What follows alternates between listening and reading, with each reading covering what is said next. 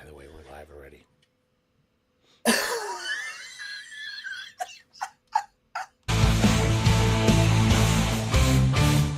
Two dudes and a Bible show, talking about it all they know. Let them hear and feel the flow. Two dudes watch the glow. Good morning and welcome to Two Dudes and a Bible podcast. I am Pastor Ren Shuffman and this is Pastor Justin Heckel, and we're excited to be with you. Normally, I just mess with Justin at the end of the podcast. If you guys have only ever tuned in for a little bit of the podcast, you don't know that I torture him at the end of every broadcast. And this time, I just didn't let him know I hit the live in the beginning.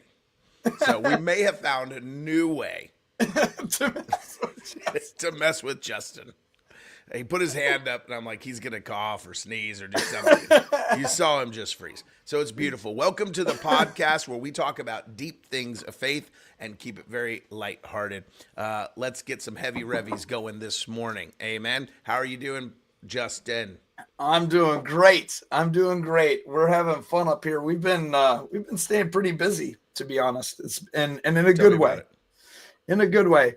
Well, you know, we've again, we're getting our traveling schedule back up and going, which is nice. But the great part is that we actually have a team around us that we can trust to take stuff on, and that part is beautiful to me. I hate doing stuff alone, man. I hate doing it alone. I hate doing stuff. I hate doing stuff alone. And we've been making some really good connections with other local churches that are going, hey, what you're doing, can we jump in a little bit? And I'm like, yes, you can jump in, because you know what? There are going to be times that we're gone, and I would love it if another pastor would run the thing, or, you know, if we could pass it back and forth and whatever, or if we could have multiple places doing revival stuff and whatever. It's like, that is the best to me. I learned a long time ago that the worst idea in the world is when you bring someone to Jesus that you're the only person that they know who knows how to talk about Jesus. The best thing is to get them connected to other people, to a community. And it's the same way being in ministry. To me, the best thing, it's why I love having you guys, having Ben, having, Ryan Johnson, because there are so many people that I can trust, that they can watch, they can go to for resources, that it's like you are part of something much bigger. The body of Christ is much bigger than what small thing we have going on up here, Yeah. It sounded like whatever you said was really sincere, but I couldn't hear it through all the phlegm. Just sounded like you were talking in Hebrew. He said, I got to get some hot tea for my phlegm. And I just said, just speak in Hebrew. All that phlegm will help you. He goes, but I don't know Hebrew. I was like, neither do they. It's fine. I know some Hebrew, so I'll just cover. Very good. Yes. All right. So I want to actually talk about something really good. So I'm about to leave, and go to Glory in America in Florida this weekend. If you haven't signed up, gloryinamerica. I think it's .com or .org. You'll know if you hit the right one. You'll figure it out. But it's in Florida this coming weekend, and I'm excited to go there. I'm even more excited. Okay, I'm like, man, I love these people. Marianne is on here right now. I love these people. But why do they got to invite me to Florida in February? Like, come on. I'm going to Florida, and I can't even take advantage of Florida. And then I check the weather. And I had to repent in my heart towards having judgment for my dear friends, the Watsons. And I'm like, it's the whole week. It's in the middle 80s. Oh my goodness. The middle 80s. And I just took a minute and I just wept one tear of joy and thanked the Lord for the 80s. So I'm super excited. Do you mean 80s where there's no minus in front of it? No minus. no minus. Negative 80s. No, beautiful, go to the beach weather. So I'm super excited about that. So come visit me in Glory in America, and maybe we can have a Bible study on the beach later. Okay? All right. Come join me. We're going to have a special beach revival. We're planning it right now. That's right. I will completely do that too. If 50 people go, I want to do a beach revival with you tomorrow, Pastor, we're doing it. I'm in. All right. I want to talk about something that hit me last night. I was up at 1:30 in the morning, just glued. Okay, and I'm a different type. Oh gosh, Nicole, you need to come on my ministry trips with me. I was just gonna say she needs to hit up Glory in America. Yeah, I feel the Lord calling you. But I was up at 1:30 last night, and I'm a different kind of person. Look, I'm laid back, I'm fun, but there is there's a reason why I got the DR in front of my name. I love the research of the Bible. I love science in the Bible. I love, like, I'll sit around and listen to Neil Tyson DeGrasse like all the time. Like, I'm kind of weird. You start talking to me. The other day, someone came in and the father looks at his son. He's pointing out his shoes. His shoelaces are tore up. This kid his shoes are fine, but he has tore up his shoelaces. And I'm like, man, how do you tear up your shoelaces but not the shoes? Like, what are you doing to the laces where there's no effect to the shoes? And he goes, yeah, I'm not really sure what he's doing. He goes, but I do have a theory. It's a string theory. And I just started laughing. And I'm like, oh, some of you did not get that joke. Okay, but that's a smart person joke. String theory is like in quantum Yeah, I mechanics. made the club. Yeah. Oh, you got it. Yeah. Not everyone knows that. And I'm like, like, I loved it. So I found the smart people in the room. So if you were at my church yesterday and I didn't tell you that joke and you were hanging out, I wasn't sure you'd get it. I'm sorry. No, it was later on when most of the people left. So, yeah, somebody's offended right now. Like, I saw you in the back. But I was listening, Glenn Beck. Okay, I'll just throw this out here. Glenn Beck had an interview with a scholar, and he was looking at the Shroud of Turin. Do you remember this? Turin, however you want to pronounce that. He was looking at the Shroud of Turin. And there's new evidence that just came in on the Shroud of Turin. Have you heard about this, Justin? Yeah. Yeah, it's completely fascinating. So let me just catch people up. Actually, let me see if I can show it real quick. I'll share my screen. I got an image of it pulled up here. But I was looking at this, and it was just amazing. If you've never seen the Shroud of Turin, let me try to make it big. How's that? All right. Let me share that. Boom. Nope. Which way are we going here? Why is it not showing? Oh, add stage. There we go. All right. I want it to be big. Hang on. Is it showing big? No, not yet. Oh, it's being a booger. Hang on. I want to show this to you guys so you can see it. I don't want you to see this little, like, nothing here. Yeah, like maybe if you click on another picture or something. Give me a second here. You can say hi to the people while I fix it. What? Yeah, I think this is just absolutely fascinating here. You're going to love it.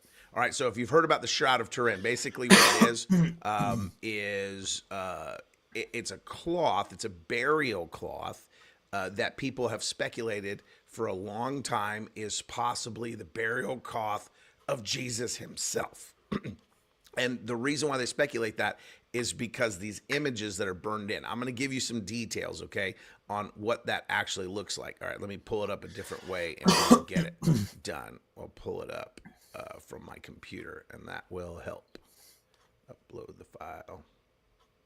And they think that it's the burial cloth of Jesus, which is just spectacular if it's true, okay? Which would absolutely just be incredible. Now, for a long time, they actually assessed this. They only allowed like so many minutes. It was 5 or 15 minutes or something like that for researchers one time or 5 hours, I think it was actually. I don't want to misquote that, but one time they pulled it out and they allowed people to investigate the Shroud of Turin to actually validate whether this was authentic or whether it was a forgery. All right. So here's the problem. Is that if people follow this story about the Shroud of Turin, they know that researchers, not Christians necessarily, but like it was like 50 or 60 different disciplines of PhD academics looked at the Shroud. Okay, they looked at the Shroud, Oh man, it made it a background. I'm doing this all wrong. They looked at the shroud and determined whether it was in fact a forgery or whether it was real. And so they investigated their findings and analyzed them for years. And the problem was is that a lot of people said this is a fake. There you go. This is a fake. Okay.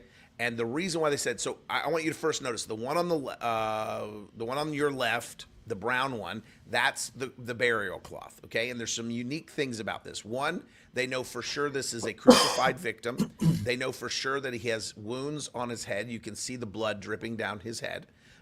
And they have close to 400 wounds that are visible on his body, individual wounds on his body. It's covered in blood. They know that.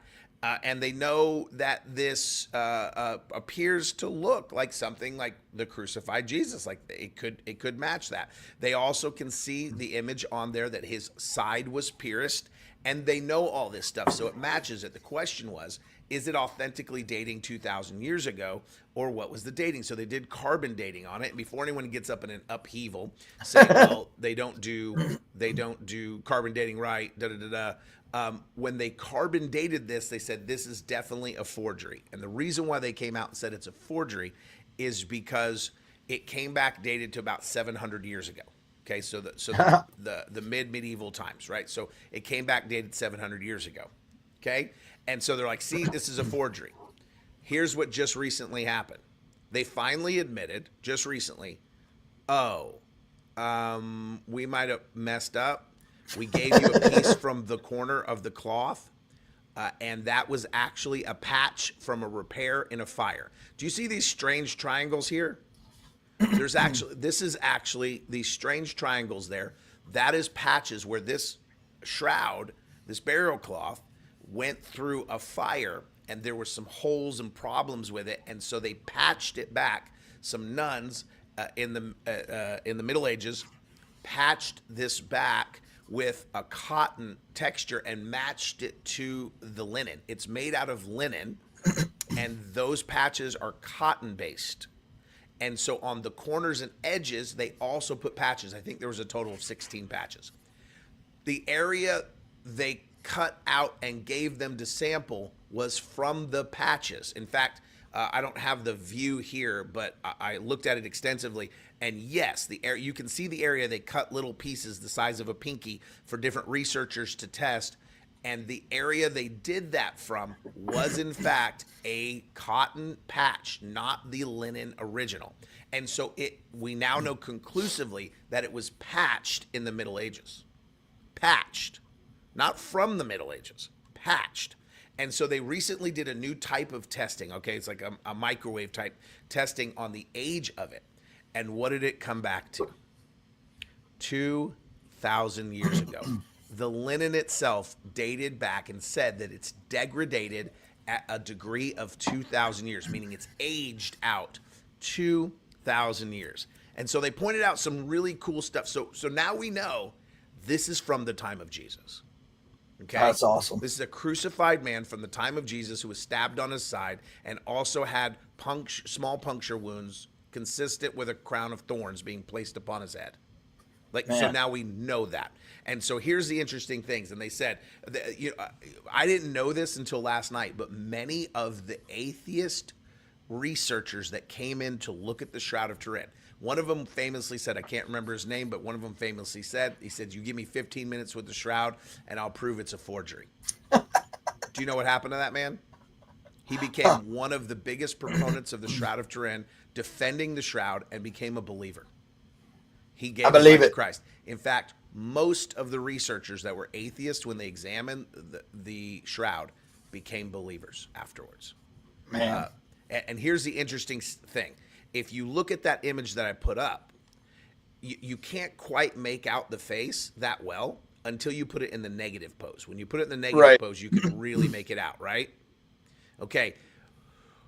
If you're a middle-aged forger, why would you create a painting that is barely visible, right? Create an image that's barely visible to the naked eye. Okay. In fact, even that one right there, you say, well, I can see the image there. That's enhanced. The Yeah. original image is actually really, really dull. In fact, let me see if I'll pull it up in just a second. But the actual image is super dull. And I don't mean like they're forging that one that I just showed you. It's just that they probably someone put a little contrast on it so that everyone, could see. So that you what can you're actually looking see at. it. Yeah. It just, added some contrast to it. But here's kind of more of just a standard kind of picture there. Okay, so really dull image. And you can see all the different patches, and you can see the edges, how they have the little triangles, those other patches. Those patches are where they took the dating from. Okay, Yeah. in fact, if you look over on the very left, near the N on my name that's covering the N, you see a kind of wider patch there. That's where they took it from. Yeah. Okay. And so they messed it up. So you can barely see this image. What use would a forger have in making this? No one could tell what it was really. It was very hard to tell what that was. You only, when you take a negative of it, does it pop out the image. Here's the problem. They don't have cameras, or they don't even understand the term negative in the Right. 700 years ago. It doesn't exist. All right. So if you were going to forge this, what would you do? You would create an image. First of all, they researched it. They found there was no pigment or dyes or paints of any kind used on it. They cannot tell what's making the image. It's burned into it. But here's the interesting thing. There are hundreds of fibers per linen string.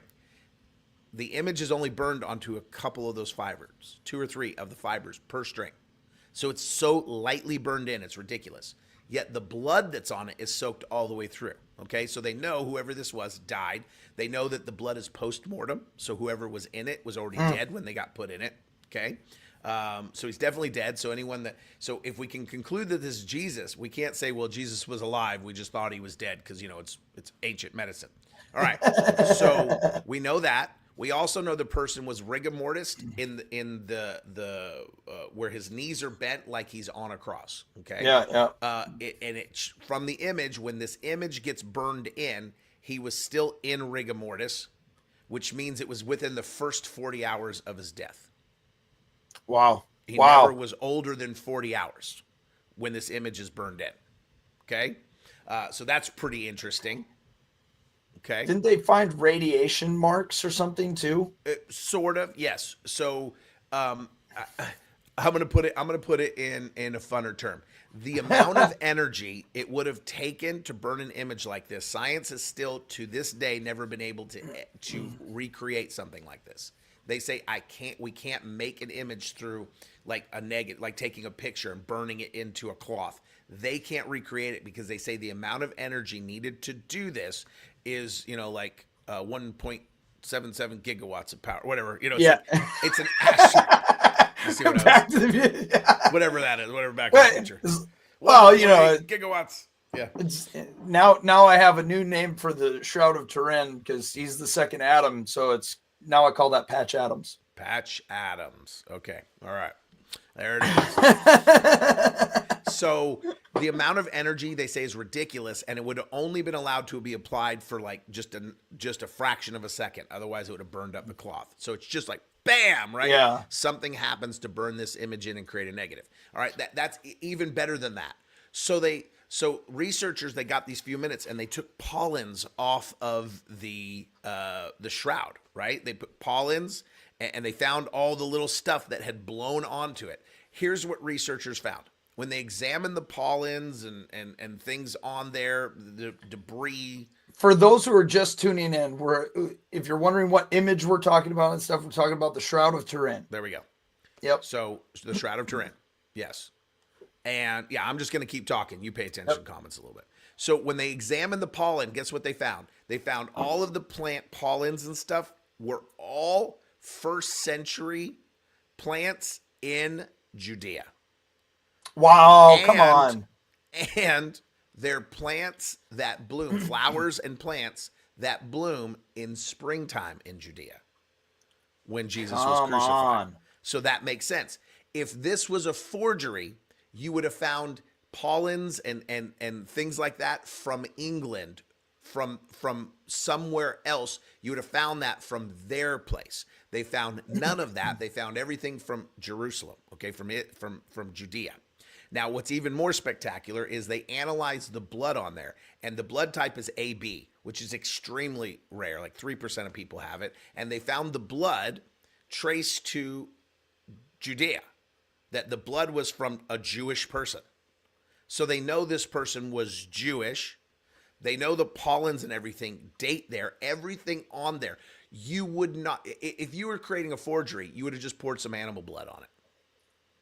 You would not have poured post-mortem human blood on there, because 700 years ago, they don't have any idea about DNA or blood tests. They don't have any idea about pollens and location. Yeah, They have yeah. no science to forge this.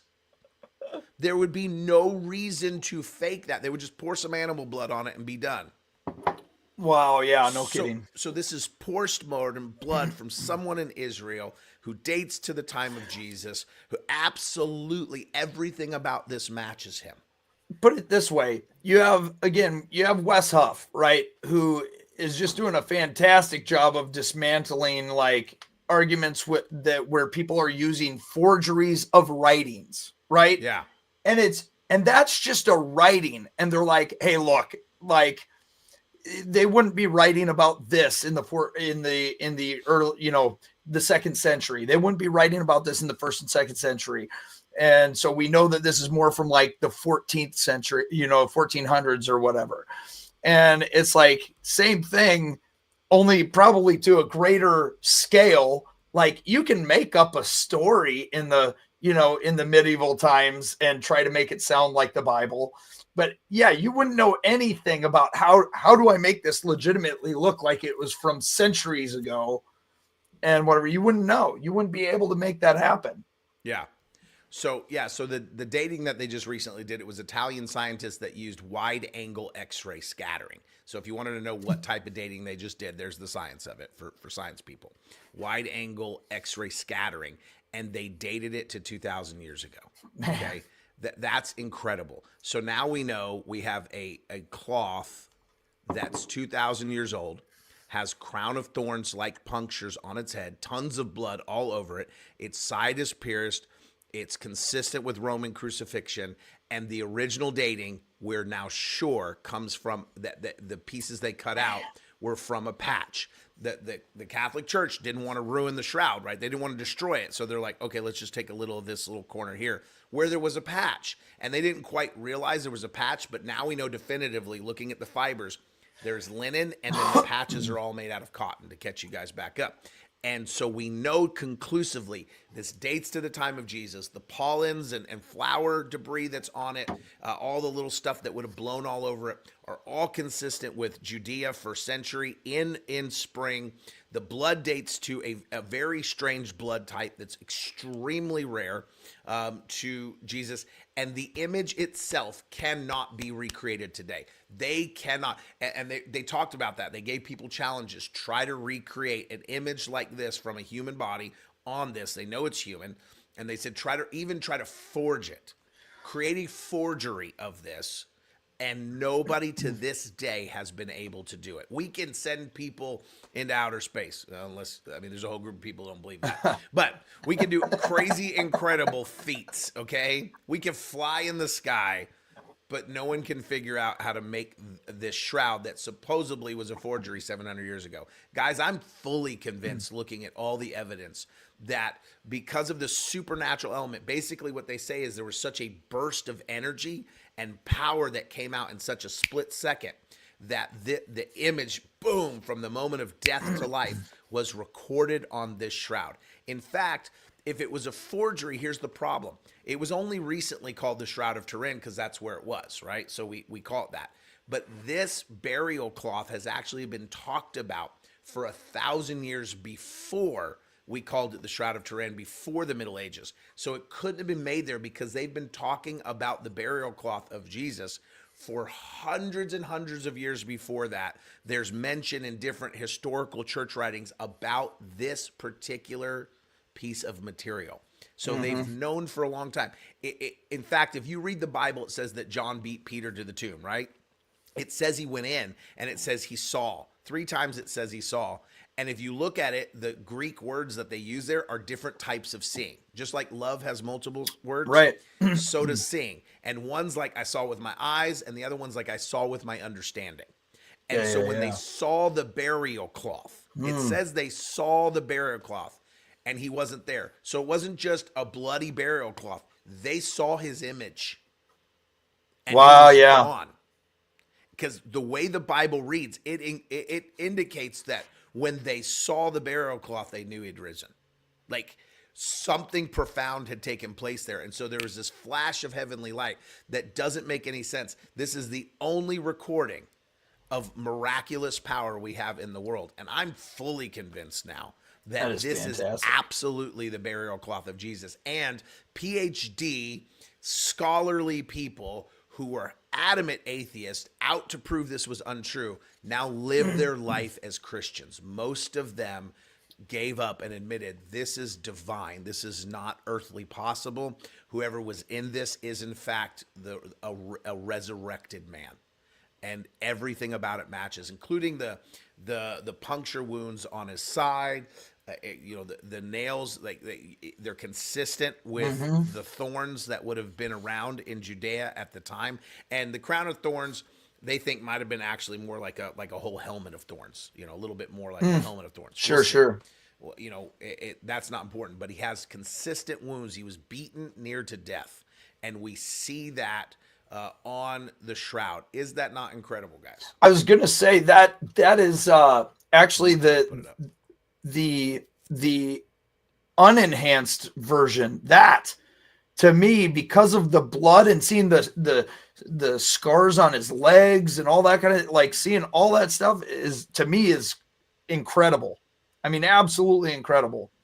Yeah, it's like who would forge that? What is that? Right.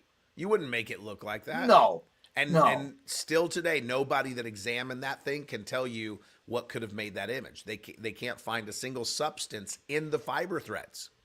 The fiber threads are just a different color, meaning that something was kind of burned into them. It's not even charcoaled. Like, they still cannot account for how it looks like that. It's something beyond modern science. They're like, we don't know. And here's the reality. One day they might find some plasma, some kind of plasma radiational thing that, like they put it near a nuclear, and like, whoosh, there it is, like it radiates it or something. And they may find something that can cause that. That still doesn't, just because they can explain it, doesn't disprove it, because there's no way ancient man could have done this. Exactly. Right. There's no way ancient man could have done this. You have one theory that's left for all of you people that want to walk in unbelief, and that's that aliens with advanced technology came down and faked Jesus. That's what you're left with. But guess what? There'll be somebody that does it. I guarantee you this. Because here's the reality. It says, we know in the Word that the Pharisees were super uncomfortable and upset. And they wanted to get Jesus when he raised Lazarus from the dead. And Lazarus was going around telling everyone a story. And people saw Lazarus raised. They heard from Lazarus, him telling his testimony. And the Pharisees were fuming at that. Yeah. Because now Jesus is getting all the influence and all the power because he raised Lazarus from the dead. Can you imagine? If you want to disbelieve, you will find a reason to disbelieve. That's the reality. You will look for a reason to disbelieve. Once you saw Lazarus, you knew he was dead. He stunk in the tomb. He had rigor mortis. He was already done with rigor mortis. He's now decaying. He stinks of death, rotting flesh. He comes out fully alive in rotted flesh burial cloth, okay, suffocating him. And the man, and he's alive and fully well, and they still don't believe. Man, I don't know how long of a span there was between Lazarus raising and then Jesus's crucifixion. But I mean, especially around that time, I've always thought this, 33 years, right? But especially during that time, how are you, the high priest, going into the Holy of Holies? You're scared that you're going to die in there. So you go through everything to be like set right. And then you come out and you see Jesus and you're like, get that guy. And they're like, but he claims to be God. And you're like, that's not God, right? You just saw you saw the manifest presence over the Holy of Holy, or over the Ark of the Covenant, right? You see that, and you're so scared about dying in there that you wear a rope around your waist and a bell on your ankle or whatever. But then you come out and you're like, that's not God. Like, I don't know how you have the guts to say that. Like, Yeah. Yeah. So if you're just tuning in, I'm fully convinced that the Shroud of Turin is, in fact, the image of Jesus. It is the evidence of Jesus being resurrected from the dead, and it's the evidence of supernatural resurrection. yeah. It's incredible. And there is an account in historical documents of a king before it was all encased, and that when it first came to him, the shroud came to him, he was instantly healed when he touched it. And so there are accounts of miraculous things that happened from people like kings, not just some guy, but a king saying, when I touched it, I was totally healed. And that's consistent with what Paul writes about with his handkerchief and things of that nature. This is absolutely incredible. And I would say, well, yeah, it makes sense that the atheists that studied it won't, they just won't believe, they refuse to believe. But most of these very scholarly atheists became believers in Jesus and hold their faith today and defend the Shroud of Turin. They were furious when the carbon dating came back in the Middle Ages, because they said this doesn't make sense. Everything about it dates back. You would not know to forge those things. There's too many things that an ancient forger would have never taken into consideration, like the blood, like the pollen. None of that would have dated to a Jewish man in the first century. And post rigor mortis, and all the pollens wouldn't have dated to springtime of Judea. Like, you wouldn't have found plants from Judea in a forgery in England. It wouldn't have happened. Right? Yeah. It wouldn't have happened. So it's just incredible that now we have pretty solid evidence. And so the last thing that was holding up the Shroud of Turin of actually being called the burial cloth of Jesus was the dating. And so now we have a more sophisticated dating technology that was able to examine the linen portion, not the patches. And now we know definitively, That's awesome. by atheists, not by Catholic priests, by Right. atheists, that this, in fact, dates to 2,000 years ago. That should be a rock solid piece of evidence in your foundation. If you're a person that needs, now here's the thing, is that you could use that to witness and share with people. That's definitely a great tool. And that will work for people that say, show me the evidence. Be like, okay, well, let's examine that. If you want to watch the full documentary on that, it's on Glenn Beck. You can go on, I think you can just type it in, Glenn Beck, Shroud of Turin. You'll find his whole interview with a scientist that actually spent many, many years researching the shroud, and he goes over all this detail in greater detail than I did, talking about all the interesting, he has one discipline, he's got one PhD, but like literally dozens of disciplines. It was 50 or 60 different disciplines plus that examined this and checked every angle, and not one of them can disprove the shroud. Wow. Not one of them can explain it away. None of them. And so that is an incredible testament to our faith. So I hope that moves you guys. I hope that helps you. Like, I'm amazed by that. Yeah. And it makes sense now that they would have seen that image burned in, and they would have wanted to keep that burial cloth. Yeah, well, because like the other day I was looking at some pictures of, oh goodness, one is the amulet of, oh gosh, what is it? It's like that piece of silver that's rolled out. Mm-hmm. Yeah. And then Keep the talking, I'll pull it up. Engedi scrolls, Something like that. or however you say it, and how both of them, like until like the last 10 years or something, they haven't had technology to be able to really look at these things, because if they would have actually unrolled them or anything like that, it would have just fallen apart.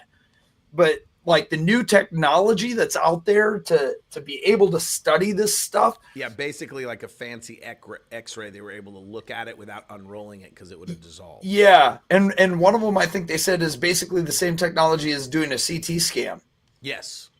And so, but it's like that is allowing science to confirm the Bible, and it's just incredible. I mean, like I love what they're able to come out with now, because we don't have to be like, oh, don't touch that.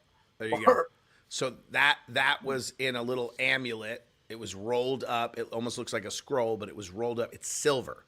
and they couldn't unroll it without destroying it. So they were able to take different levels of basically a CT scan and go at different depths until they were able to get every part of it, and then they pieced it back together. That's what it looks like if they were to open up this little, like if you have like if you have like a pillbox hanging around your neck, like one of those. Yeah. It was basically that, and they opened it up, and then they were able to put it back together, and they were able to read the markings on it.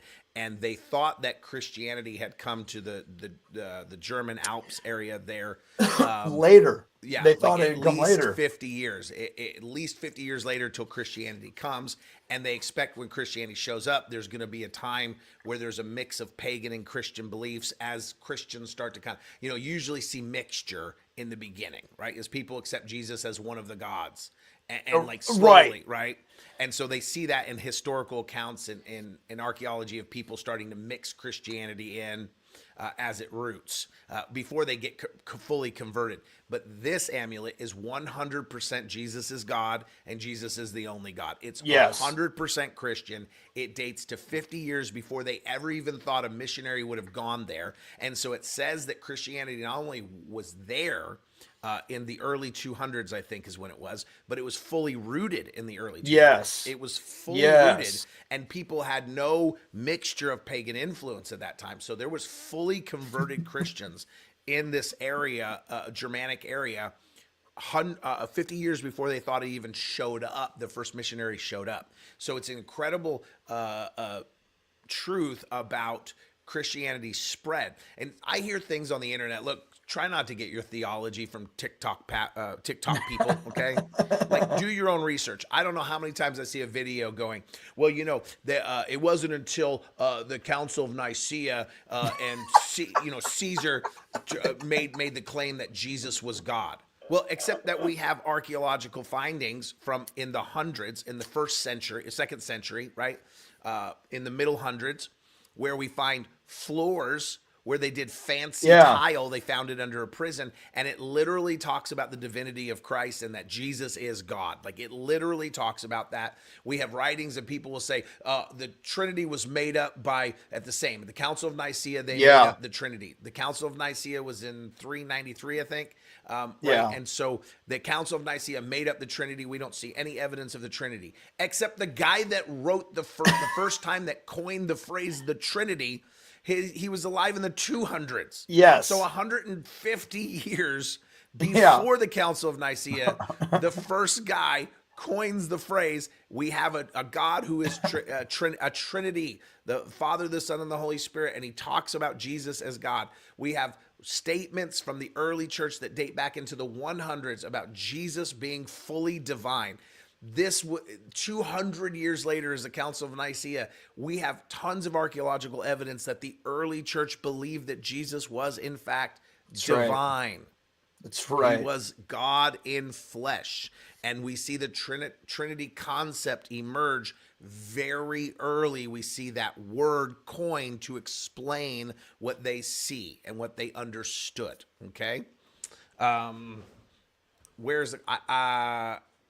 I know that I don't know where the cloth is right now. I forget, but I know it's in Catholic possession. So the Catholic Church owns the cloth. They have a lot of relics. It's interesting. There's a documentary on Netflix that goes over all of the relics that the Catholic Church actually has, like the crown of thorns or the cup of Christ. They have all these different relics. They actually have an image that they say is the face of Jesus. Okay, except when you examine it, it's painted. Like, they can tell it's painted. Like, they've been able to examine it and go, but that's pigment. That's pigment on there. And they know it's pigment. So so most scholars, they'll parade it in the streets and stuff, and most scholars will just reject that one as that's clearly a forgery. That is not the actual image of Christ. And so we know that's a forgery. They have like a little piece of wood, a little shard of wood that's all of this beautiful ornament thing that they say is a piece of wood from the cross. So they think that. So there's all kinds. If you ever watch that, go watch it. There's one about the cup, and there's two different cups, an argument that they could be the cup of Christ. And so they have a lot of relics. The Catholic Church has a lot of relics. Like, supposedly the crown of thorns that was at Notre Dame when it burned. and they were so worried it got burned up, but it didn't. So you could go watch that and learn about all these interesting relics and the history of them and whether they could be true or they could be not. And there's still a lot of science that says, this could be it. We don't have any evidence to say it's not. But the Shroud of Turin stands alone as an anomaly that has supernatural characteristics that cannot be explained by current science. And I'll say this one more time so you can get it. You're saying it's supernatural because science can't explain it. Well, 100 years ago, science couldn't explain much anything. And that didn't make anything we explain. It didn't make microorganisms supernatural. It's just we couldn't see and we couldn't explain. So us being stupid does not make something supernatural. Okay? Yes, you are right. You are absolutely right. But the fact that we can't duplicate it or explain it is supernatural because it means it was not possible to create back then. There are no natural known causes for something like that. I mean, you can't, and they have tried to, what if a meteor would have struck right then and blasted some kind of radioactive? Well, we still can't produce enough radioactive. We can't blast radioactive material fast enough at a piece of linen to create an image at all. So that's not possible. So science can't even we can project multiverses. Like we can theorize multiverses. I want you to get that. They're quantum computing.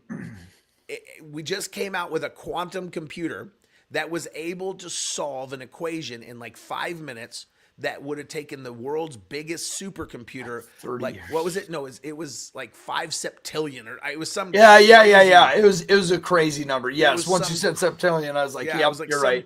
Crazy 5 million septillion years, like 11 billion years. It would have taken forever. Okay, it would have taken just infinite amount of time, and quantum computing solved it in 5 minutes. And they say that the only way that makes sense is if the quantum is actually multiverses, and it was using all of the computers from an infinite number of multiverses to solve the equation at once.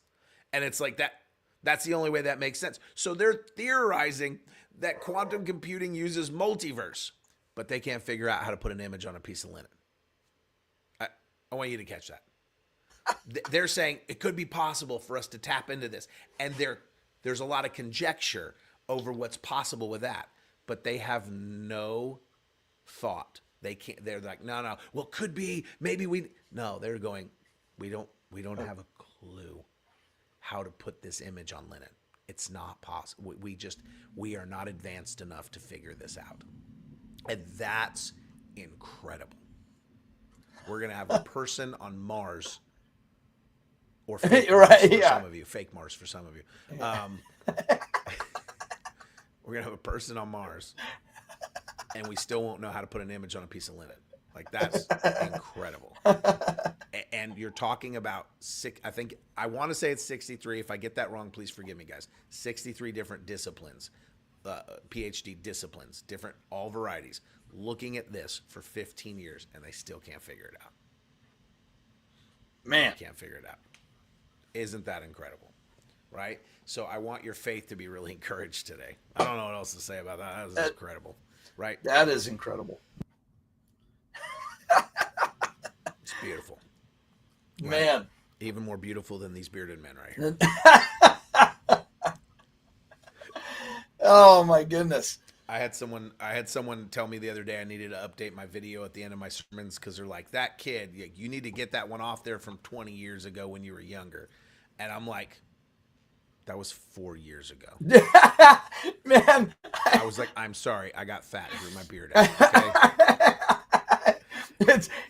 Listen, I could have started going to the gym. I realized growing a beard and wearing bigger shirts was easier. Yeah, that was the issue. Yeah. I don't have a double chin. I just got a thick beard. It's like Mitch Hedberg. I was gonna go get my teeth whitened, and instead I decided to get a tan. Right? Yeah.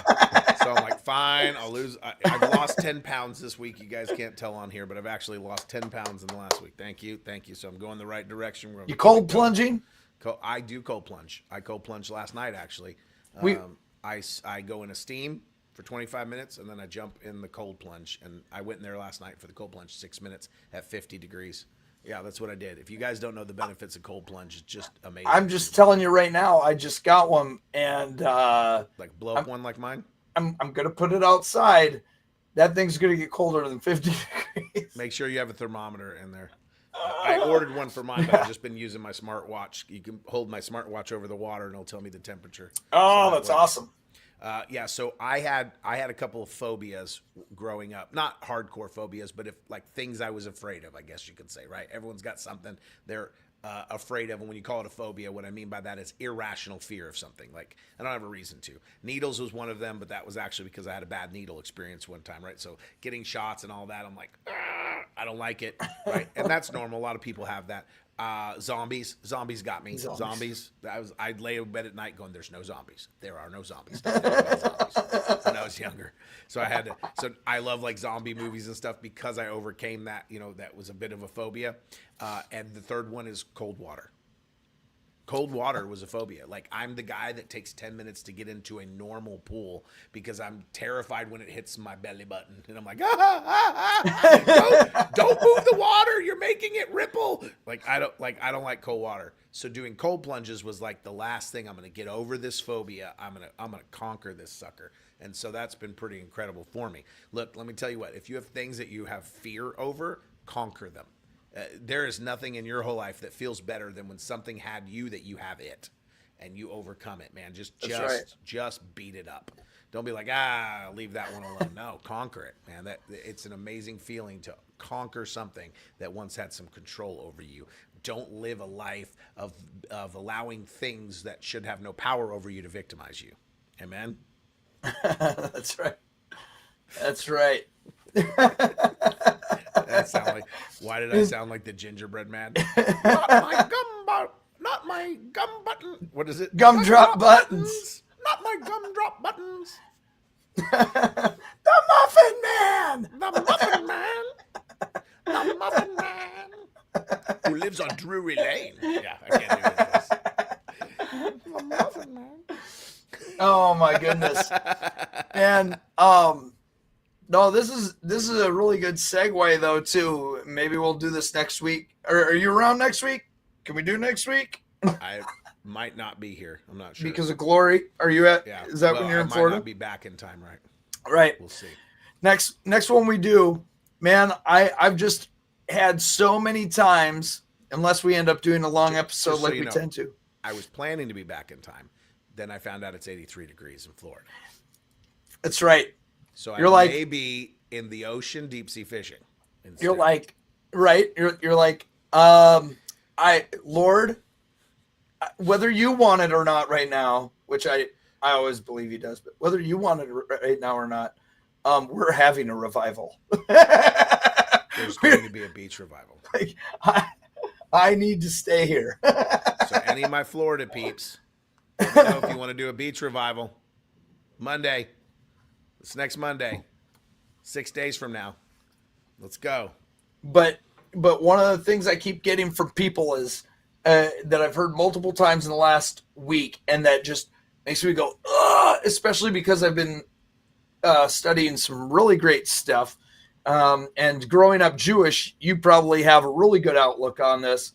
But like hearing people say things about like, well, yeah, you don't want the Old Testament God. You want the gospel God. And I'm like, they're the same God. Like, knock it off.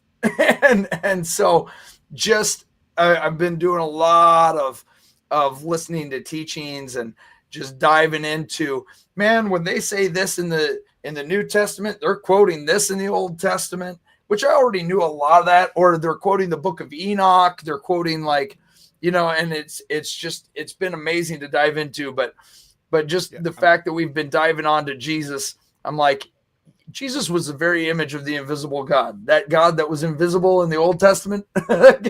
Same God. Now, as a father, I have a different relationship with my kids now that they're grown. Exactly. Versus when they were young teenagers. Yes. Versus when they were young babies. Yes. My expression to them, because of where they are, changed. Yes. I have not changed. I just have to parent according to where they are.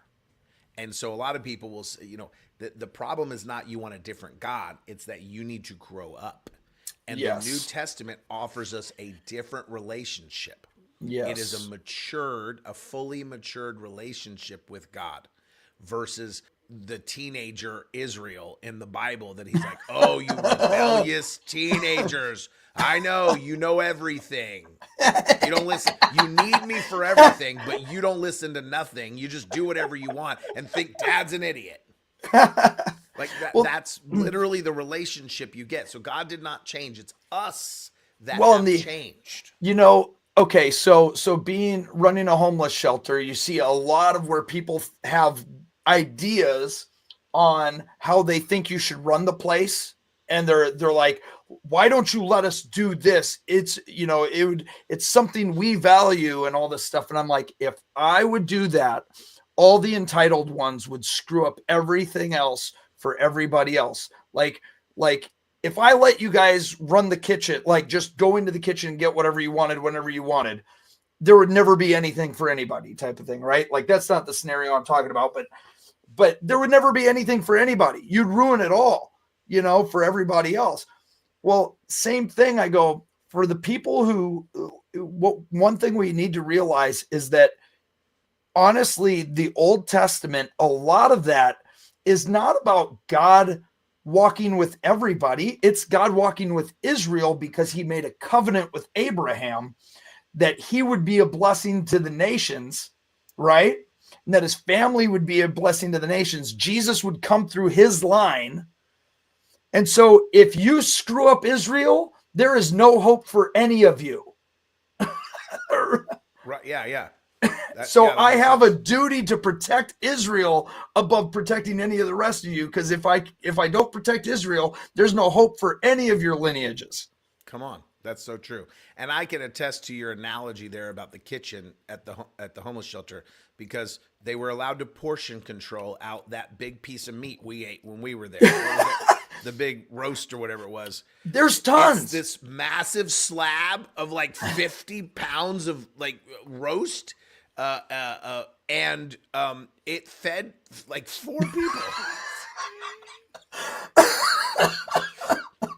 He's like, let me give you some. And he gave me this massive hunk of meat. And I'm like, well, that's way too much. I'm like, I get it. They were trying to be honoring. So he gives me this massive hunk of meat. And I'm like, that's way too much. Like, it's way too much.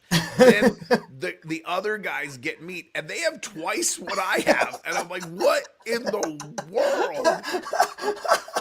It's a football steak. Like,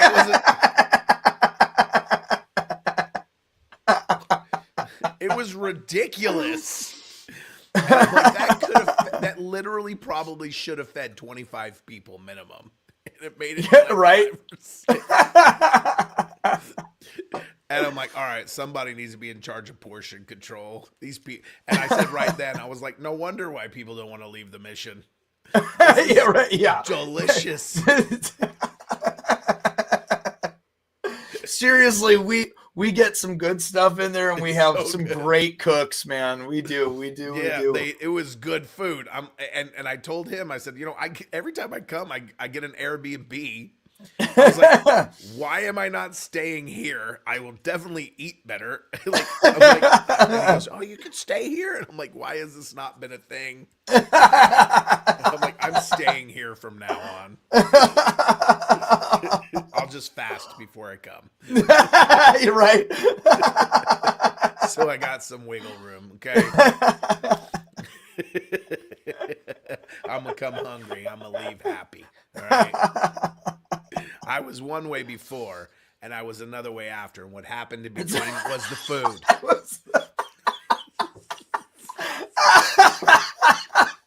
That's perfect. Some of you Chosen fans caught that.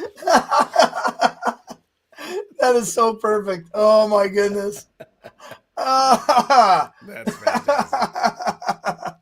Won't he do it? Won't he do it? Honestly, what it makes me think of a lot of the time is it makes me think of that story in the Bible where like the 2 lepers come into like the army camp and they get all their food. Like the army runs off. Do you know what I'm talking about? there's a story where like they have a vision of like having provision for something or whatever, and then what ends up happening is some lepers, I think, come through like the army camp, and they all, like the enemy army, and they all run off because of these lepers. But anyways, they end up getting all this food and all these provisions because of the fact that those guys were going through. I think that's what it was. I think that's what it was. Vaguely, but I can't remember the context. So Yeah. I don't remember every story. I try to. Lacey's got it. They came in and the people thought it was an army coming for them. Oh, that's it. Yeah. I Yep. remember that one. Yeah, Yep. absolutely. That's what it was. Tina, you're asking the wrong person. You need to reverse your question. You need to reverse Swap those. Yeah. Put the names in the other order and you can get an answer. Well, we need to It lock turns out, that like, up. I'm like, hey, Justin, I'm coming over this weekend, okay? You're going to have to do a lot of work. And he's like, oh. We will lock a date up quick. Thank you. Because I know if I don't lock that date up quick, it's going to get taken. Thank you. I consider myself a 9, but I appreciate the compliment. I love autocorrect on my name, by the way. It's my absolute favorite.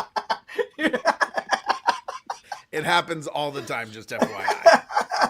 It happens all the time. People will be messaging me, and I'm like, oh, they think I'm a 10. That's so Yeah, nice. hey, Tina, end of the month, we are going down there for the women's conference. Just saying. That's So true. That's true. And Yep. we're taking some people with us. Yeah, So I was we going can to say caravan. Justin's got a pretty dress all picked out for himself. I sure And- do. And I'm like, I can't. That doesn't work anymore. That's not.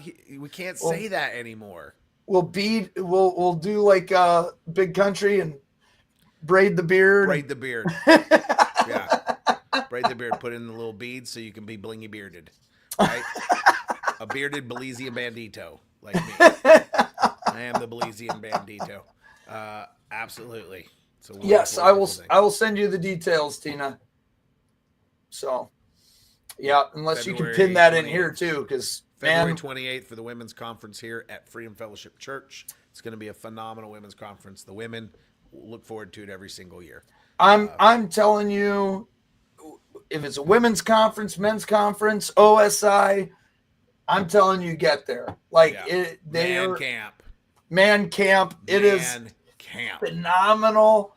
Man camp. And we moved it this year so it goes over Sunday instead of just ending on Saturday. We moved it so it ends on Sunday because we realized a lot of the men, one of the things they asked for was, hey, we don't have a lot of PTO. We don't have a lot of time off of work, and so losing one less day of work makes it available for a lot of men to come because man camp's affordable.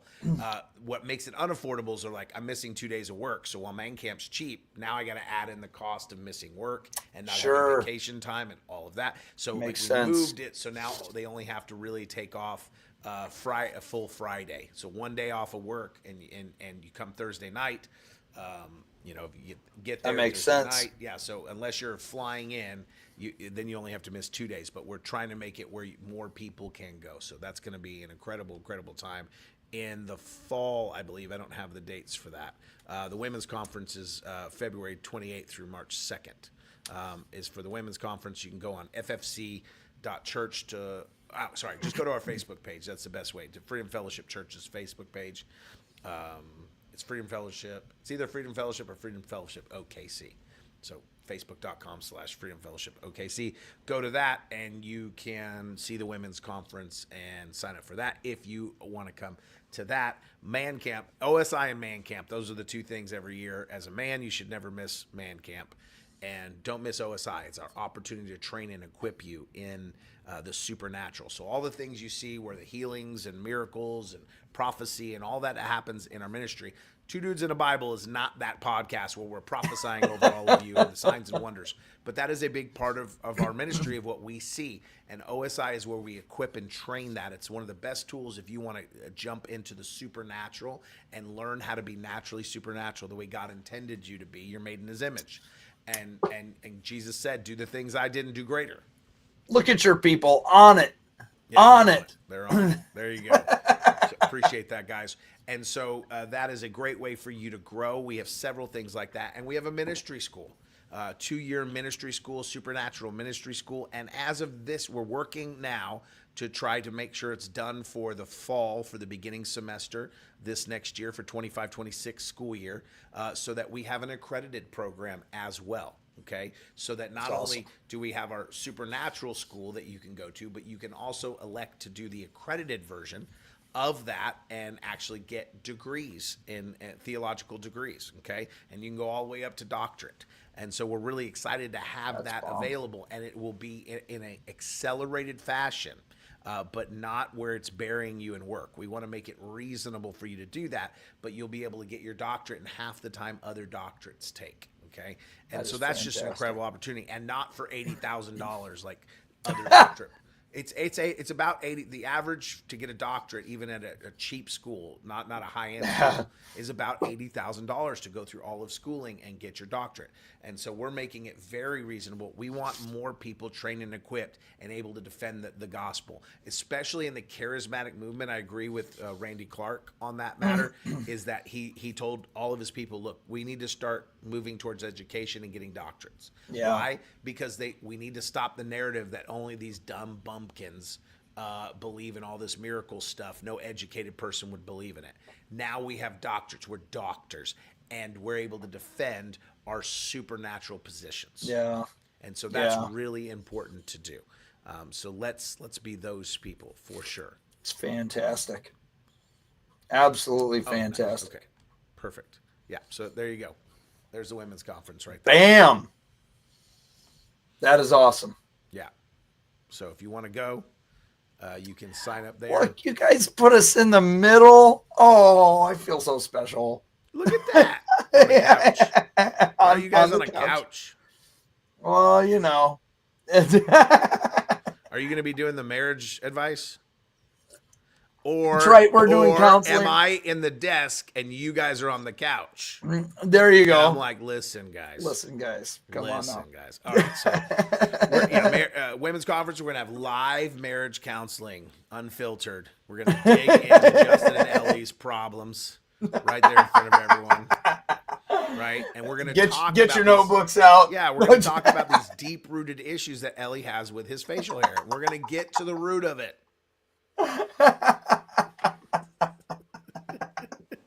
Like right in front of we're gonna open this can of worms right in front of everybody. I don't like it. It's itchy and scratchy. Who rubbed you with a beard wrong when you were a child? Who did not know how to moisturize their beard so that it was nice and soft? Who had a scruffy beard that exfoliated you in a painful way?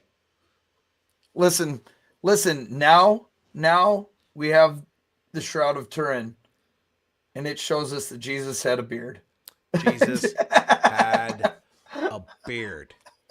And people are like, oh, there's nowhere in the New Testament that talks about Jesus' beard.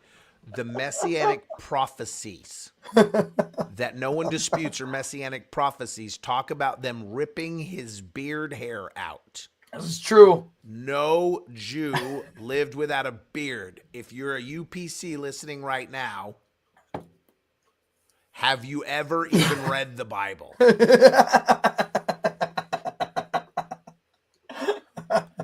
There are a lot of theologies where I just roll my eyes, but then there are some that are so ridiculous that you literally have to not read the Bible to believe. And the madness of that belief system, I can't take seriously anything. I don't like to criticize other churches or anything like that, but I can't take anything they say seriously when it's just that ridiculous. That literally every Jew wore a beard. It was required by the law to wear a Jew. What was it? Excuse me. Beards are not apostolic. The Lord will not put his Holy Spirit on a beard. All right, I'm doing it. This is how we're gonna go out. That was really what we wanted to talk about, I think. Probably. All right, here we go. Hang on a second. Probably. I'm pulling it up. Hang on. I want you to catch this because some of you are like, I don't even know what you're talking about. If you didn't know, the United Pentecostal Church, like they think that beards are bad. You can't have a beard. It's an abomination. It's absolutely the most ridiculous thing ever. And they preach about it a lot. Yeah. Hang on a second. We'll present. Let me see if I can get when the truth is that staying very short with your hair and clean shaven is more of a Roman thing. Yes. All right. Can we see it? Let me see here. Let me pull it up. Oh, come on. Okay, here we go. Boom. Ready? You guys should be able to hear it. You walk in some of them, there's more beards in there than there are out in the street.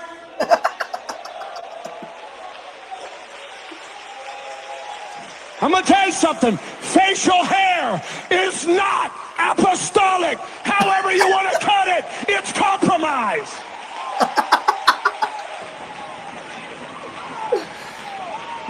I don't care if your leader says you can wear a beard, honey. Beard's nothing more than pride. You're not going to be dipped in Holy Ghost oil and run around looking like the world. Can I just point out? Hold on. I just want to point out something when he says that. Right? Looking like the world. Run around looking like the world. While he looks like an insurance salesman from the world. He looks like a banker from the world. He's dressed exactly as every other business. I can't see anything different about him than anybody else in any other business I've ever walked into. He looks just like every business person. He looks identical to every business person. While he's wearing a tie, who knows? Could be an Armani tie. I don't know if he's aware of this, but I don't know if he knows that most suits and most fashion is designed by the LGBT community. They do most of the fashion design. So your tie, you're supporting the LGBT community that you would preach against. So why don't you slow your roll, bro? Why don't you slow, because you sound ridiculous. Welcome to State Farm. No, that's khakis, right? That's khakis. Let's be nice. All right. So you literally have, this is the problem. If you want to be a religious dogma and you read through the Bible, you would have to you'd have to go on the side. And you think this is just some anomaly. But did you hear that massive crowd cheering him on, going nuts? Oh, right. Yeah. This is, because Jesus wore a suit and tie. Listen, Jesus said it's not what's on your face that condemns you, but it's what comes out of it.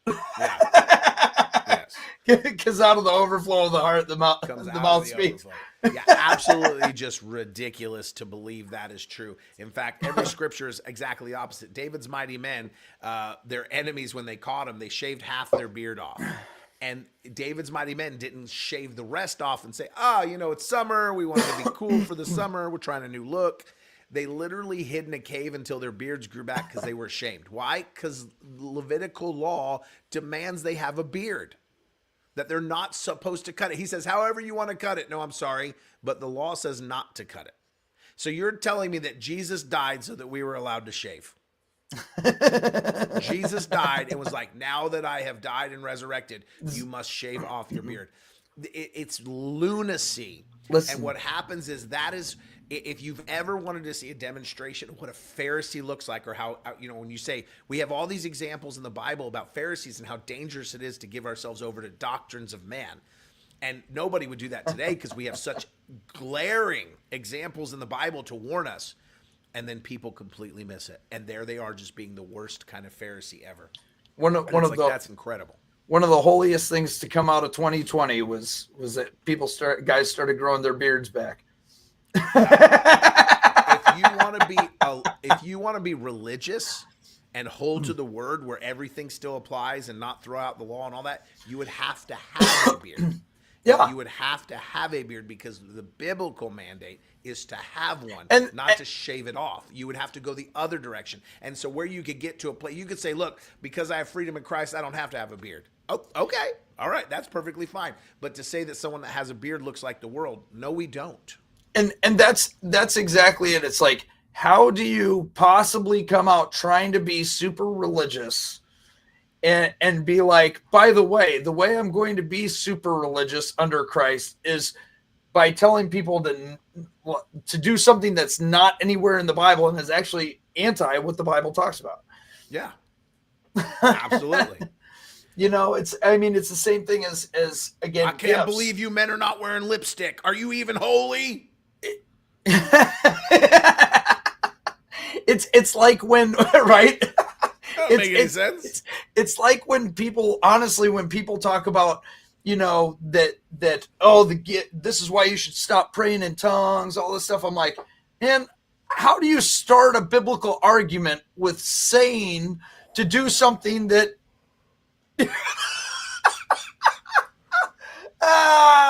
slam? Right, because it tells us not to shave our beard, right? It says don't tattoo your body or shave your beard in remembrance of the dead, right? In your mourning, right? Like when you're mourning, don't do that.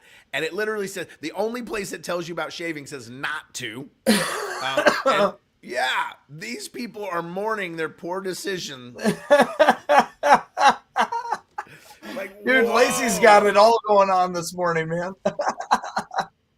She's well, we're not going to go look it up, Lacey. You could quote the scripture there, but I do know Levitical law says not to shave your beard. she's dropping references, making jokes. It says, don't tattoo and shave your face in remembrance of the dead. Actually, that's the only place in the Bible. I'm going to drop a bomb. Ready? That's the only place in the Bible that says anything about tattoos necessarily by word, not to tattoo yourself for remembrance of the dead. So you're not supposed to put a bunch of tattoos on you to mourn. And I believe the reason why God said that is because what we do is, if we look back, if we live a long life because we honor our mother and father and we live by the God's principles and everything, and we live a long life and we end up tattooing ourselves, we will end up losing most of the people we love. And our body will be a memorial of loss instead of hope of a future. Jeremiah 29:11. That's why God was saying, he's basically saying, don't look at what you lost, look at what's ahead. Don't look at what's behind, look at what's ahead. And if you tattoo yourself from every time you have a loss, your body will be covered in nothing but mourning and loss. That's not what I have for you. I don't want you to be labeled that way. Right. In fact, someone will say, well, that doesn't mean you can get tattoos and it's okay. I'm not suggesting tattoos are right or wrong, but what I am suggesting is I don't think God cares like you think he cares. Right. Because here's the reality. There's a scripture in Revelation that says when Jesus is coming back, it says written on his thighs is King of Kings and Lord of Lords. Mm-hmm. Do we think he wrote that in Sharpie? I'm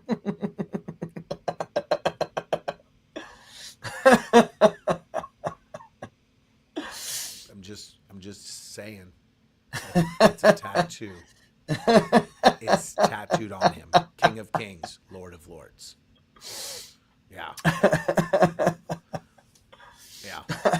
It wasn't vinyl lettering. He wasn't vinyl wrapped. He's got one of those like new sleeves that they have that are tattoo sleeves. He's just pulling it on his thigh. King of Kings, Lord. I gotta wear my King of Kings, Lord of Lords jump my pants today. I'm going down, so I'm gonna put on the parachute pants. I'm gonna float on down there and let them know. I'm gonna drop an MC Hammer on that devil right now. Oh my goodness. Yeah, so let's stop being so judgy, okay? Let's stop making up our own rules and then applying our culture to Jesus. In fact, I talked about that a few weeks ago out of Corinthians. That's exactly what happened in the nation of Corinthians. Is they were writing to Paul saying these men have hair hanging below their ears. This is a problem because in Roman culture you had to have short hair. Like they were very strict. Women could not have short hair. Men had to have short hair. That was their culture. You didn't break from that. It's like 1950 America.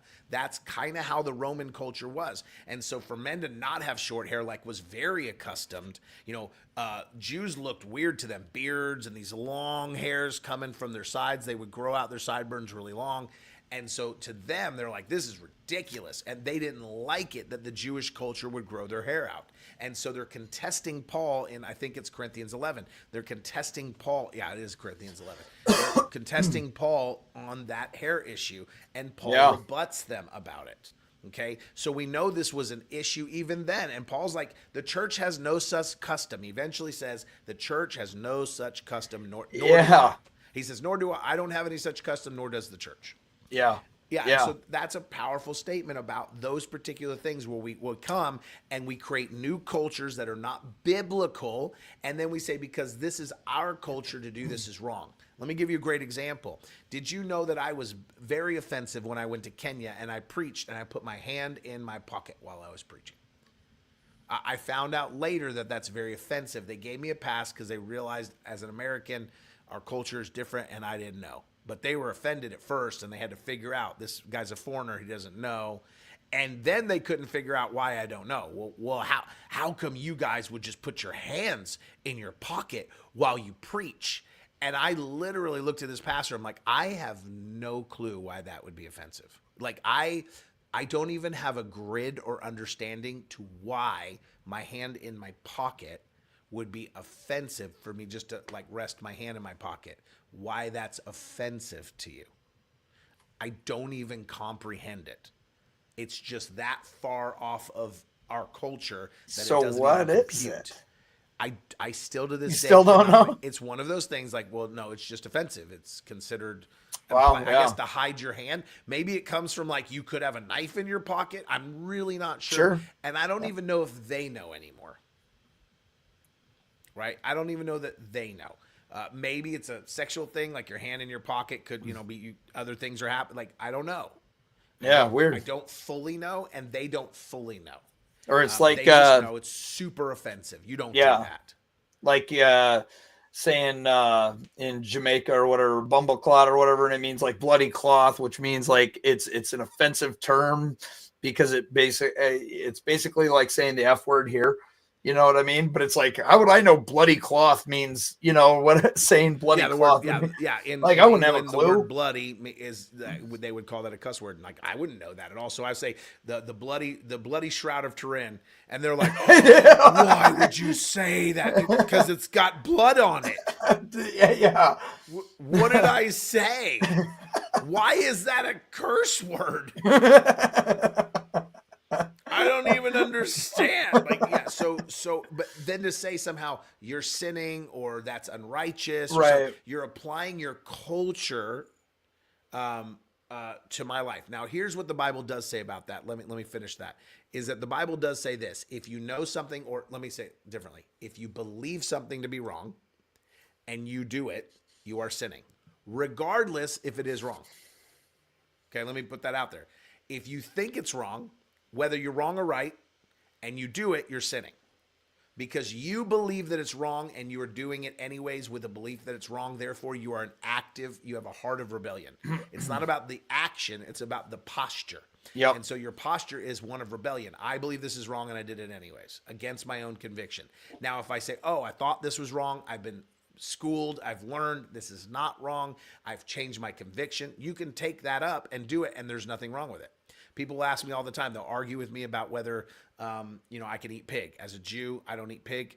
As a Jewish person, and, as a Messianic Jew, just to make that clear to everyone, I don't eat pig. And I've had people try to argue with me, scripture allows me to, all this kind of stuff. I have not been fully convinced of that point. Okay. Not saying I'm right. I'm saying I haven't been fully convinced of that point. And so because I can't quite go all the way over to the convinced, I think it might be wrong. Therefore, doing it would be a sin for me. It would be wrong for me to do something that I have a conviction, and as a Jewish person, not for you Gentiles. Okay, you can do what you want, but you can bacon, Gentiles and the bacon. You guys are good. You can have turkey bacon, so you're good. I do have turkey bacon. I love bacon. Don't get me wrong. I love it. But I have a conviction about it. And so until I can reconcile, and I've said that, until I can reconcile and say, hey, I feel completely unconvicted about this, and I feel like I've come to that conclusion, then it would be wrong of me to partake in it in that instance, because it's wrong. And CJ want to know how we went from the women's conference to beards. CJ, it always comes back to beards. You know this. Okay. And ADHD makes us jump tons of topics. Yeah, that's why we can be the Christian Joe Rogan, because we can just ramble for 3 hours and make amazing podcast material. We don't even need prep. Why? Because there's 500 things rolling through here at all times.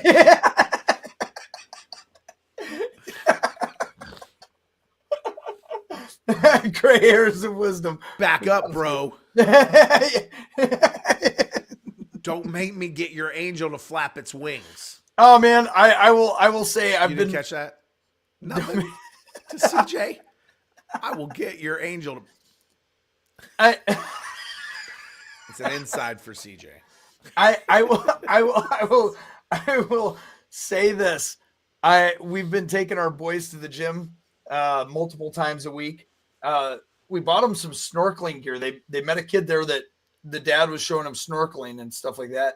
And so we bought them snorkel gear. They love just going and swimming and like throwing 50 things in the pool and trying to find them all and all that kind of stuff. But in being there, I've noticed myself being the old man. Why do these young kids dress like this? Dude, why would you let your hair look so dumb? You know, like, I mean, seriously, I'm like, Justin, you're totally becoming the old man. Okay, I'm not going to say it because I don't want to shame any pastor, but there was literally like a very famous pastor the other day. He was wearing an outfit while he's preaching, and I was like, I couldn't listen to anything he said. I was like, what are you wearing? He was wearing like this ivory kind of dress shirt and then this little thin brown sweater with buttons in the front, like a sweater vest, like completely grandpa sweater vest thing. And then he was wearing like, the only thing I could describe is parachute jeans.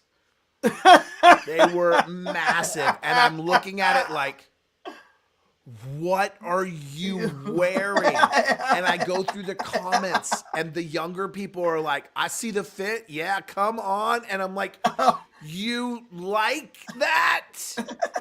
Whoa. I just need to go to sleep for like 10 years and get through whatever phase this is going to be. Back in the 90s, man. Like that's It's literally the Jinko 90s. jeans. I went to the mall the other day and I saw shirts I wore in high school. Yes. Oh yeah, dude. Well, With the think weird about it. stripes, the big stripes, and all the kids are like, this is in, you wouldn't understand. I wore it in high school. That's my I old have shirt. a box of stuff from high school. I'm just going to make you wear it. Like That legit is my shirt. years ago when all I the pulled out tight pictures. all the tight jeans started coming back in, the skinny jeans and stuff. I'm like, yeah, we used to just tight roll them. Nothing's new. But I remember when that style was in back then, and it looked dumb then. I remember thinking, you're going to regret that one day. People are like, you know, hey, can I see your senior pictures? You're like, no, you can't. Because the outfits Hair. were ridiculous. The girls with the hair. Oh, I used to- yeah, man. I used to hide my cousin's hairspray because she would like do the giant, huge bangs. So I would find her bottles of hairspray and hide them from her. She's furious. And I'm like, I'm saving you. One day you're going to regret every picture. And she gets so mad at me. And as an adult now, a lot of times she'll bring it back up. She goes, man, the best thing you ever did was try to hide that hairspray. I didn't understand. She goes, I look at every one of those pictures and go, he was right. He was so right. This is ridiculous. So it is what it is. So in other words, to summarize all of that, don't put your culture on Jesus. He doesn't need to fit your culture. You need to fit his culture. You need to have a kingdom culture, not your culture. And don't ever try to put someone in bondage to live up to your culture. That's not Christ, and that's pharisaical. Okay, it's religious, it's dogma, it's dangerous, and it pushes you into a place of Pharisees. There's only one group of people that Jesus ever yelled at, and it wasn't sinners. It was religious people. It's better that you mess up than you force people to conform to a false ideology of what the Bible says about their life. Yes. It'd be better for you. Okay. What's the saying you always have about something It was about a biblical conversation. if there's not an understanding about it leads to a revelation? Where there's where it doesn't make sense, it makes a revelation. There you I go. always say that when I'm looking at the Bible in a story or something, I'm like, that doesn't make any sense. So it means it makes a revelation. So I'm always looking for the revelation behind what confuses me in the Word of God or stands out to me or or ruffles my feathers in the Word of God. I'm like, wait, there's a Yes. revelation here. So never be afraid to take on the controversial stuff in the Bible, because what doesn't make sense makes a revelation. That's awesome. I love that one. That's it. All right, guys. I think we've rambled enough. Yes, people telling us to shave our beards. But I will say this. CJ said this earlier. He said, you're next to shave your beard. Let me tell you what. If I get down to my ideal weight, me and Justin will do it together. And he'll do it for Ellie, and I'll do it for Ellie. Because I've asked my wife multiple times, do you care? And she goes, no, I don't care. Look however you want. I'm like, I don't think she cares either way. So she don't care either way. So I'll shave it all the way off. I'll do it. Right? I've shown I'll do it. We have to do it for like a good cause, though. It can't be This is just true. more like, hey, we're gonna look good. We got to do it for a good cause. So we'll have to have some kind of contest where you guys have to show up, do something in order to earn the right to see and we'll do it right here on air. Dude. Right? Yes. Yeah. Yes. Yeah. We will have a theological discussion while we're sitting there going. We'll do it. Yeah. So we'll figure out what the rules, what the terms of engagement are. Okay. We'll get some rules of engagement, and the beards will come on. I've done it once before. We had an Easter thing going on one year at our church. If we broke our attendance record for that Easter, that whoever was there got to decide whether the beard was saved or goes. And so they took a vote, and by like the slimmest of margins, maybe 5 people, the beard got saved. And I really felt like that was anticlimactic, because I'm holding the shaver, and then we counted it up, and it was like, the beard is saved. And I went, that really just seems anticlimactic for all this build up. And I went, yeah, and everyone was like, and the rest of the people were like, yeah, like, it was great. Yeah, it was fantastic. Were those the UPC people? The ones that were They're like, yay! cheering on. I am ordained through the Pentecostal denomination, but not the UPC. Okay? 2 baby-faced dudes in Yes, a Bible. because 2 baby. I will change the title for that day. Right? I'll Oh, change my the goodness. title for that day. All right, guys, we've had a great time hanging out with you this morning on Two Dudes in a Bible. I hope you have some fun. We have some downtime. We had a little bit of just conversation this morning as well. Go back, if you're just tuning in now, go back and listen to the amazing scientific evidence of the Shroud of Turin and what's recently come out to prove that it is, in fact, the burial cloth of Jesus himself. Don't believe me? Go listen to the beginning. And if you guys didn't know, I love you. God loves you. Shalom.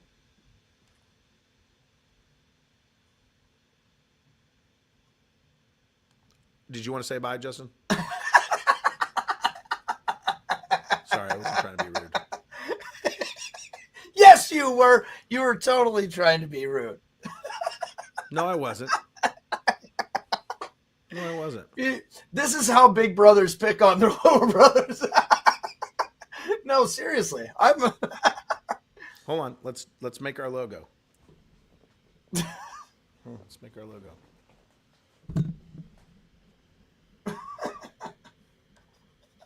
There it is. There it is. We made our logo. Aren't you guys happy?